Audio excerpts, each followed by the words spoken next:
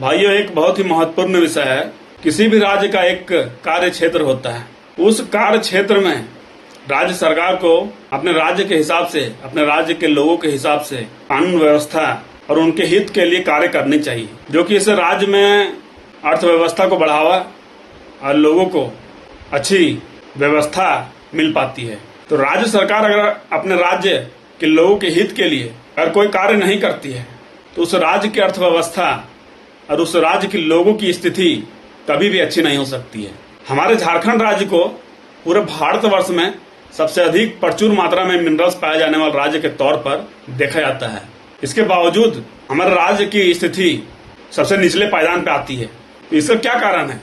हमारे झारखंड राज्य में सबसे अधिक मात्रा में मिनरल्स पाए जाने की वजह से विभिन्न कंपनियों का, बहुत सारे बड़ी बड़ी कंपनियों ने अपना खदान जो है सो खोल रखा है। उन खदानों से बहुत से प्रकार के मिनरल्स को निकाला जाता है और पूरे भारत के बड़ी बड़ी कंपनियों में उसको भेजा जाता है या सप्लाई किया जाता है, जो कि उससे बहुत सी चीजों का निर्माण होता है, बहुत से कामों में उसका उपयोग किया जाता है। लेकिन जिन खदानों से रेलवे साइडिंग यानी कि रेल मार्ग द्वारा जो विभिन्न राज्यों में माल का परिवहन किया जाता है, तो खदान से जो रेलवे साइडिंग का बीच हमारे झारखंड राज्य के तकरीबन 20 लाख परिवार बड़े गाड़ी से जुड़े हुए हैं, बड़े गाड़ी व्यापार से जुड़े हुए हैं। क्योंकि अगर आप देखेंगे पूरे भारतवर्ष में सबसे अधिक टिप्पर का कहीं भी चलन है, टिप्पर यानी कि हाईवा कहीं भी सबसे ज्यादा अगर चलन है पूरे भारतवर्ष में, तो हमारे झारखंड राज्य में उसको उपयोग किया जाता है। उससे क्या होता है कि लोगों को बड़ी मतलब जो कच्चा माल रहता है बड़ी मात्रा में, उसको खदान से रेलवे साइडिंग ले जाने में या कोई फैक्ट्री में ले जाकर के गिराने में आसानी पड़ती है। इसलिए हमारे झारखंड राज्य में बहुत अधिक मात्रा में टिप्पर और बड़ी बड़ी ट्रकों का उपयोग बहुत अधिक मात्रा में होती है। इसी वजह से हमारे राज्य के बहुत सारे परिवार गाड़ी व्यवसाय से जुड़े हुए रहते हैं और तकरीबन 20 से 25 लाख जो है सो ड्राइवर भाई हमारे राज्य के इस काम में अपना सहयोग देते हैं। इसके बावजूद हमारा झारखंड सरकार क्या इसके लिए कोई नियम या कोई व्यवस्था या कोई कानून तय की है? अगर गाड़ी का भाड़ा भी अगर बात करें तो बाहर से आई हुई कंपनियां तय करती हैं कि गाड़ी मालिक को भाड़ा कितना मिलना चाहिए, और वो कंपनियां भाड़ा को इतना कम तय करती हैं कि गाड़ी वाले को ना पोसाई पड़ता है, ना वो अपने गाड़ी को अच्छी तरह से प्रचलन कर पाते हैं। फिर भी मजबूरन वो अपने गाड़ी को चलवाते हैं, क्योंकि ये झारखंड में रहने वाले भाई यह सोच करके गाड़ी लेते हैं कि हमारे नजदीक, हमारे गांव के, घर के, जिले के नजदीक बड़ी बड़ी खदानें हैं, बड़ी बड़ी फैक्ट्रियां हैं, तो हमारा जो है सो गाड़ी का व्यवसाय अच्छा चलेगा। लेकिन शुरुआती दौर में ये अच्छा रहता है।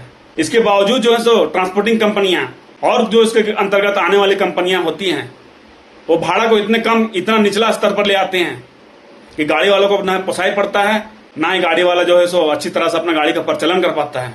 और बड़ी बड़ी जो कंपनियां ट्रांसपोर्टिंग जो करती हैं वो भी दूसरे राज्य से रहती हैं। बहुत ही कम ऐसी कंपनियां देखने को मिलेगा जो हमारे झारखंड राज्य से बिलोंग रखती हैं। और उन कंपनियों का यहाँ तक का करप्शन है कि 2020 से पहले हमारे राज्य में या पूरे भारतवर्ष में 10 चक्का 12 चक्का गाड़ियों का परिचालन अधिक मात्रा में होता था। उसके बाद 2020 में 16 चक्का गाड़ियों का मार्केट में बड़ी बड़ी कंपनियां जो है सो लेकर के आई। और कंपनियां अगर अपना बड़ा मुनाफा के लिए, अपना फायदा के लिए भाड़ा को क्या करती हैं कि सबसे बड़ी जो गाड़ी रहती है उसके हिसाब से तय कर देती हैं कि उस गाड़ी पे कितना बच रहा है।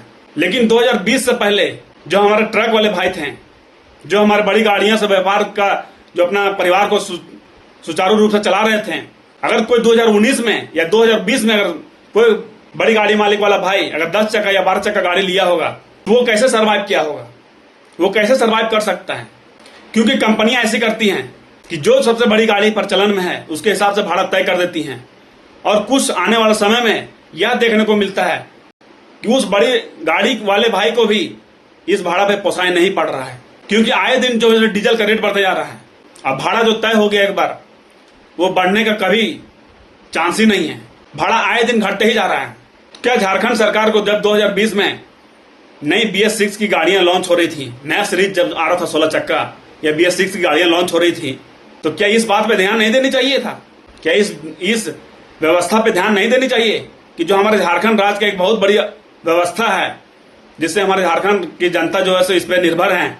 अगर जो गाड़ी 2020 में या 2019 में जो 12 चक्का या 16 चक्का लिए होंगे वो कैसे अपने गाड़ी को चलाएंगे?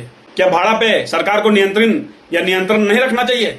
हमारे झारखंड राज्य में एक जगह ऐसी है धनबाद का एक एमपीएल प्लांट है, मैथन पावर प्लांट। वहां पर आज तक कोयला का परिवहन 10 चक्का से बड़ी गाड़ियों का अलाव नहीं दिया गया है।